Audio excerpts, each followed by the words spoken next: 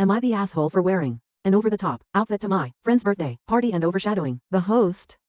Original post. Before I begin, English is not my first language, so apologies for typos, bad grammar and punctuation. I'm also on mobile and using a throwaway just in case. So last Friday night my 24 meters friend, we'll call him Peter, celebrated his 28th birthday. His coworker, that is what he refers to her as, April, offered to organize and host the party. The dress code was, as she put it, your gothic best. Peter loves anything morbid and macabre, so it would fit his taste perfectly. Now I prioritize comfort over looks, which leaves me dressing mostly in scrubs at work or sweats and hoodies when I'm out and about. Hence April decided to remind me multiple times in an increasingly condescending tone to follow the dress code. So I did just that. I wore a black velvet trouser and waistcoat set with a white 18th century men's shirt, a pirate shirt if you will. All of these items I made completely myself, from drafting the patterns to sewing the shirt completely by hand and adding an embroidery moth across the back of the waistcoat. Now, to the party itself. I ended up arriving later than most people do, to being held up at work longer than expected. I warned both Peter and April about it. Peter said it was no problem at all. I better show up, and April left me on read. So I arrived 40 minutes late, greeted April, congratulated Peter and gave him his gift. Mocktails were drunk and pleasantries were exchanged. Over the course of the night, I got a lot of compliments on my outfit, and my craft skills were a topic of conversation several times over the evening. It also didn't really help that when someone asked me where I got the suit or shirt from, Peter would loudly tell them all about how I made everything myself. I remember being spun around a couple of times so people could look/touch the embroidery in the back. Everyone had a good time, or so I thought. Over the weekend, April and her friends ended up bombarding my phone and any social media that they could find with absolutely nasty messages. How I was an attention seeker, how desperate I came across, how I absolutely ruined the party April had been planning for weeks. How dare I steal attention away and overshadow Peter and April? You get the idea. I feel like I'm going a bit insane. Overshadowing anybody was never my intention, especially my friend at his own party, and I don't think that I did. But all of these comments are making me rethink my choices. So am I the asshole here? I really need some outside perspective. Relevant comments. Peter is behind this. I doubt that it's the case. I have known the guy for 10 plus years, and he never had a problem with people overshadowing him. He is not insecure, and if he's got a problem with someone's actions, he'll say it. He wouldn't send his co-workers' girlfriends to harass a person on his behalf. Commenter, NTA. April has a thing for Peter and sees you as a threat. She's going to find ways to criticize you and tear you down no matter what you do. Oop. I guess it also didn't help that Peter kept his hand on my back for most of the evening, and when he got absolutely wasted, put his face in my hair. Commenter. So maybe it's not just April's imagination that you're a threat to her attempts to connect with Peter. Oop. I think the biggest threat is Peter being arrow ace in the way April behaves. Not me. Commenter. Could he possibly be demi-romantic? Because Peter's behavior that you're describing present as a little bit more than platonic. Keeping his arm around you, smelling your hair, those are often actions, though not exclusively OOFC, exhibited by people towards a paramour or crush of some degree. And yes, April is the problem. Oop. According to him, he is arrow ace. And he wasn't smelling my hair, more like rubbing his face on the top of my head. He says it's because he likes how my hair feels. He plays with my hair often enough, and when he gets a little too drunk he faces plants into it, though he did it mostly back when we were in uni. Knowing him, it could just be a texture thing, the others liking the outfit. At some point I ended up with like 4 very drunk people rubbing the moth's body. I made it from faux fur, and by extension my back, with their fingers. Was a weird experience to say the least. The outfit, I had help when it came to drafting the suit from someone who actually knows what they are doing. Lol. The shirt was made from a bunch of squares, so no problems there. The embroidery is all split stitches and faux fur for the body of the moth. I really made it sound much more impressive than it is. Oop is voted NTA update. This morning showed Peter the post and all of the messages from April and co. Never heard him be this angry. Said he'll deal with them. Turns out April is a pathological liar and had been telling everyone in the office that Peter and her are in a relationship, but are keeping it low-key. She also was taking pictures of him every time she walked by his office and showing them to her friends as proof. So her friends thought that I was trying to steal her man. They aren't even co-workers. She just greets clients at the front desk at the firm Peter works at. Peter ripped her a new one. Their boss, April's uncle, ripped her a new one. The co-worker she lied to ripped her a new one. April ended up throwing a tantrum, and the police were called. The results: April is currently on a 48-hour hold. Peter is moving to work from home full-time. I apologize to April's uncle, mom, and a few friends and co-workers. Now to the next story. Story 2. My husband wanted an open marriage, but it backfired. Now I'm happier without him. Original post. My husband, Leo, 34 meters, and I, 30F, have been together for 7 years, married for 4 of them. We don't have any kids and we don't intend to. 2 years ago, Leo asked me for an open marriage. I was devastated at the time. I couldn't understand why he didn't just want me. I couldn't even comprehend the idea of sharing him either. He gave me the same song and dance a lot of men give their spouses. Swore up and down that he loved me. I just wasn't fulfilling his needs. He needed more than what I could give. It was just to spice up our life. It was just sex, etc., etc. I did ask if there was someone else. He said no. To this day, I'm still not sure if I believed him, but at the time, I was angry and hurt, and said no. He pestered me to change my mind for a week before giving me an ultimatum. Open marriage or divorce. I chose the open marriage. I just couldn't bear the thought of him leaving me at the time. We have rules. We can't bring any partners home. We have to get tested for STD every 3 months. 1 weekend out of the month must be left free. First time. Any money we spend on with our partners must come from our personal accounts. I didn't partake in the open marriage myself for the first 3 months. Leo obviously did right away. He seemed to be gone or out late almost all the time, but he always acted so happy and loving towards me while I felt like I was dying inside. It killed me to think he was sleeping with other women. And I felt so lonely and unattractive, and not good enough. I told my sister, Katie, 26F, and a few close friends everything. Katie told me to just play his game and be part of the open marriage too, if he can sleep around. So could I. I honestly didn't have much confidence in myself at the time. I'm a bit overweight, and I've never considered myself conventionally pretty. I was afraid this would just humiliate me further.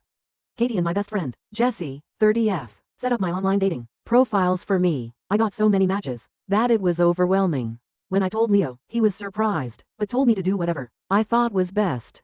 Jessie helped me choose my first date, and I actually had a great time. He didn't pressure me for sex, and took me out to drinks and dinner. We did have sex eventually, but it was all just casual, and we didn't see each other after a couple months of casual dating. That first guy really made me feel more confident in myself, so I kept going on dates with men. A lot of them wanted to treat me, so I didn't have to spend much of my own money. Not only that, but some of the men have given me the best sex I've ever had in my life, almost like the kind of sex you read in romance novels. It's been amazing. I am currently seeing 2 different men alongside Leo. 1, Mark, 38 meters, is more of a steady boyfriend I've been with for about 6 months, and the one, Steven, 25 meters, is very casual, mostly just hanging out and sex. They know about my open marriage, other relationships, and are fine with it. My husband has not been so lucky. In the beginning, he definitely was.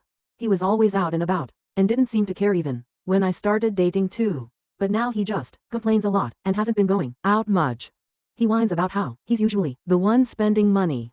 A lot of the women he tries to be with want an emotional connection before sex. He often wants to be with younger women, but they want younger men. He's also been upset that I go out with random guys so often while he's at home, alone all the time. He hasn't asked to close the marriage yet, but I feel like he will soon. He keeps saying he misses us and wants to spend more time together. He tried to initiate sex a lot more too. He wants to go on dates and go on vacations and all that stuff more and more, and he gets upset when I tell him I can't because I've already scheduled to do stuff with my partners, mostly Mark. Honestly, I don't think I love Leo anymore. I care about him, but I just don't love him. I'm not saying I love Mark or Steven, but I honestly feel closer to Mark nowadays than I do Leo. Mark makes me feel comfortable and safe, and I love spending time with him more than my own husband. Steven is funny and sweet and really good at sex. Katie and Jessie have been wanting me to divorce for a year now, but I was afraid of hurting him and thought I still loved him. But I think my love for him died when he asked for this open marriage in the first place. Seeing him get all pissy about it now just because he's not benefiting from it is also a turnoff for me too. But I don't know if divorce is the best option. I still care about him, and I still don't wanna hurt him. Maybe if he finally asked to close the marriage, we can talk about it then. Relevant comments. Comment 1, divorce. You're happier without him. He would only wanna close the marriage because he can't get laid. Not that he only loves you. We've just been together for so long that the idea of him not being there feels weird. Which sounds stupid since I have 2 other partners, so it's not like I'll be lonely. But Leo was a part of my life for so long, that for him to not be there just doesn't feel right. But you're probably right. Op on her husband, dismissing her feelings regarding the open marriage. Op, I really do think Leo does love me in his own way. Even when he was more active in the open marriage, he still made time for me and still did a lot with him. For me. But you're probably right on the divorce. Comment 2. Part of the issue is the main relationship is supposed to be the important one, so the whole 1 weekend a month for his time wasn't enough. Op, I actually did argue that in the beginning, but he insisted that he needed to keep his weekends free. He did spend a lot of time at home during the weekdays, so in his mind that made up for it. Comment 3. What if he finds evidence of your open marriage and frames you as a cheater, and then brings you to the cleaners? At this point, I wouldn't trust Leo. What you're experiencing is normalcy. You're used to his presence in your life, but how long are you going to live like this? Op, Jesse had the same train of thought of you, and actually took screenshots of his dating profiles during the beginning of the open marriage. She also told me to save screenshots of any texts we had about the open marriage. I don't think Leo would do that, but I also didn't think he'd ever ask for an open marriage. So what do I know? Update 1. Hi everyone. I got so many comments and messages on my last post, which got deleted for some reason, that I was a bit overwhelmed. Especially when a lot of you kept saying the same thing. Divorce, divorce, divorce. But the thing is, I think a part of me still loves my husband. I know in my last post that I didn't think I loved him anymore, but I can't just forget about the things that I do love. I love when he sings in the shower. I love when he laughs so hard he snorts. I love when he kisses my forehead when I've had a bad day. I love when he holds my hand when he watched TV together. Leo has done a lot of shitty things, but he really isn't the big asshole people think. Maybe that was my fault. But even if I do still love him, I'm not in love with him anymore. I don't think I have been for a while. I care about him. A part of me does still love him, but you all were right. I should have just divorced him when he gave me that ultimatum in the first place. This past Saturday, we had the big talk. I initiated it, but he didn't seem too surprised. I just told him that I noticed he didn't seem to like me going out with Mark or Steven, and asked if there was a problem. He said there was, but he didn't ask me to close the marriage. He just asked me if I still loved him. I said something like, not like I used to. He broke down crying, which made me cry. I guess he had known for a while that I wasn't in love anymore, but he had hoped he could win me back if he funneled all of his energy into me. I was honest and told him that during those first 3 months of our open marriage, I think my love for him died, and I just couldn't get it back. I did tell him that I still cared about him, and that I did love him, but it's not the same as it was. He asked if I loved Mark or Steven, and I said no. I like being with them and I care about them a lot, but I can't say I'm in love with either of them. I also finally asked him why he wanted an open marriage in the first place. A lot of you in the comments said he already had someone lined up, and you were right. He had someone at work he was interested in, and she wanted him too. The open marriage was just to get permission. He honestly never expected me to also get my own partners because of how unconfident I was, but he didn't wanna stop me either because he thought nothing would come of it.